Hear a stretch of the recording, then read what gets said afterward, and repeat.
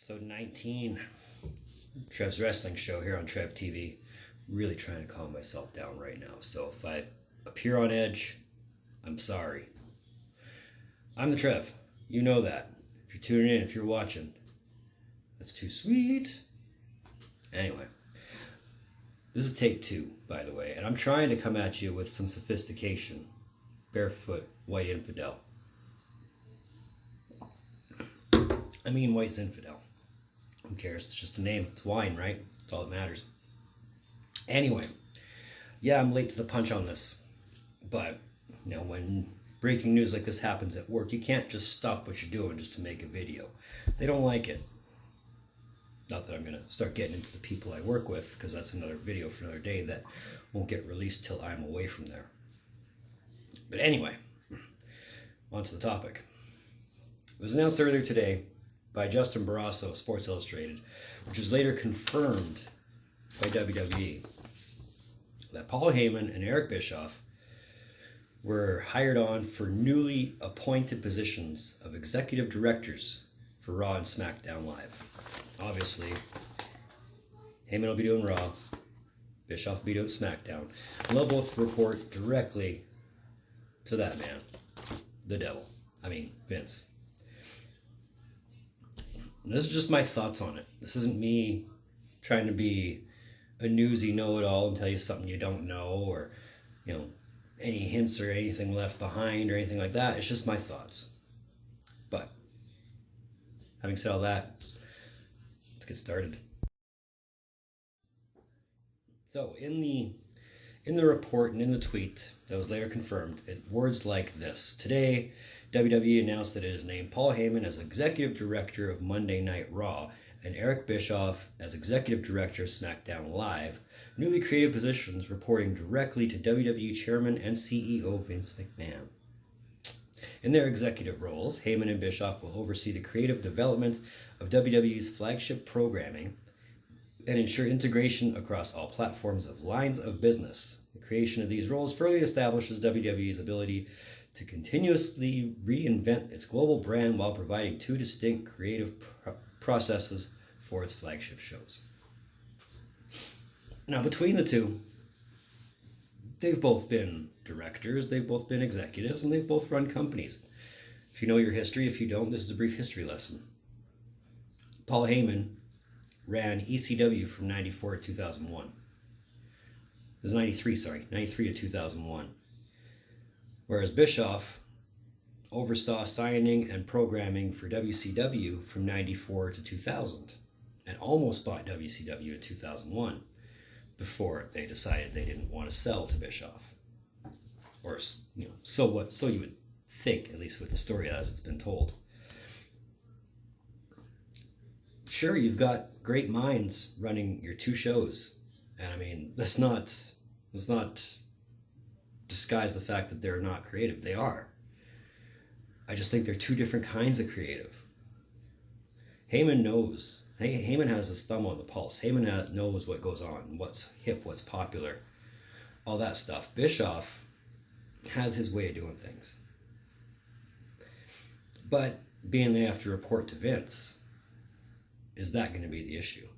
You've got to remember, everything up to this point has been Vince's idea. So why were these positions made? Well, obviously, they need a spark. They need something.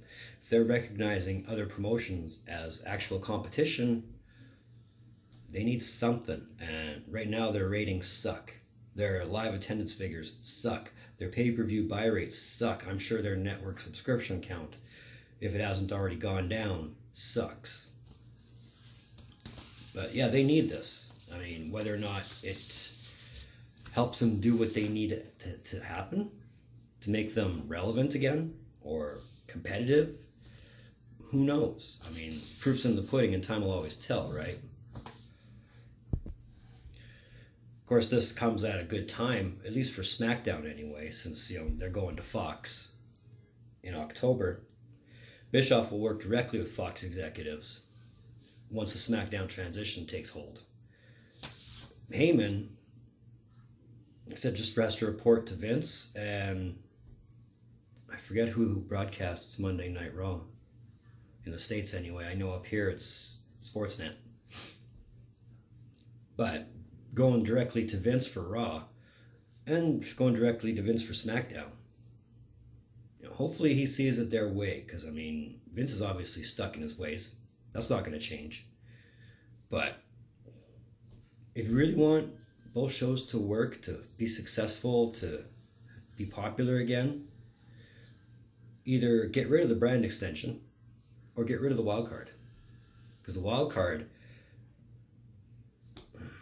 I'm sure they have their reasons, but the wild card really has put the product to shit. I mean, you're wanting to create Raw and SmackDown as two separate brands, as two separate entities. Leave it that way. There shouldn't have to be guys coming from SmackDown to Raw or Raw to SmackDown just to make the product hot again. If you're at the point where you're beyond guys who have been in the past, like the Undertakers, like the Goldbergs, you should be able to create new superstars on both platforms. I mean, look at how well the first brand extension did. How many superstars did you create out of that?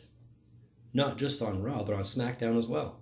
I mean, if it weren't for the brand split, Eddie Guerrero wouldn't have mattered. Edge wouldn't have mattered. Christian would have never got a shot. Ever. He'd been stuck in mid-card tag team turmoil for the rest of his life. The brand split is a good thing, but when you have the wild card and you're introducing SmackDown guys on Raw again, you're taking away valuable TV time for guys you can expose. Hopefully, with Bischoff and Heyman in there, that'll change, and they'll make stars on the Raw, and they'll make stars on SmackDown. Who knows? But it's exciting to think of what can be, but the reality that I'm keeping myself in is what's going to possibly be. And I don't imagine much is going to change. Because reporting directly to Vince, not having the confidence, I guess, to say, here's my product, enjoy it. You're pitching it to one guy who says yes or no, pitch it to the mass. We'll see. My own thought on this is, provided Vince can give these guys the creative freedom they need to make these shows successful, only if that ever happens, they will. If not, they're stuck right where they are. They ain't going to go anywhere. So that was episode 19 of Trev's Wrestling Show here on Trev TV. I want to thank you for tuning in. Your viewership always means so much to me. Always has, always will. If you're here, here's to you. Yeah. If you like this video, feel free to hit the like button. If you want to subscribe to this channel, a little red button somewhere, I don't remember if it's here or here. I never remember, but hit that and you'll be able to stay up to date with all the content I put out. If you really want to, you can find Trev TV on Facebook at Trev's TV.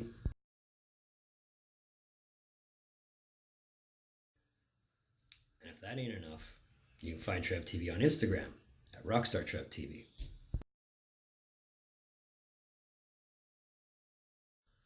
So moving forward, I never did do that Hall of Fame video, so I'm not going to do it.